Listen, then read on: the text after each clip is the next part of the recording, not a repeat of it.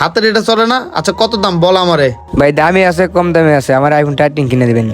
IPhone 13 নিজের চালায় Android. ঠিক আছে চল দেখি কত দাম হয়। শোন ভাই কম দামে নিস, ঠিক আছে? আমার কাছে কিন্তু বেশি টাকা নাই। না ভাই, আমার আইফোন 13 লাগবে। আচ্ছা চল। খুশি হয়েছিস না এবার ফোন পেয়ে? হ্যাঁ ভাই। আচ্ছা যা বাসায় যা, মোবাইল ঠিক চার্জ। আছে ভাই। আরে নয়ন ভাই দেখি, দাঁড়ান মিয়া। আরে তানবীর, কি অবস্থা আপনার? বিদেশ থেকে আইছেন, ভালোই তো টাকা পয়সা কামাইছেন, খাইতাছেন দাইতাছেন ঘুরতাছেন, আবার দেখলাম ছোট ভাইকেও আইফোন কিনে দিছেন। আরে ভাই ঘুরতেছি ফিরতেছি ঠিক আছে, কিন্তু আমি তো আমার জন্য কিছু কিনলাম না। ওই ছোট ভাই একটা আইফোন চাইছিল তো, ওর একটা কিনা দিলাম।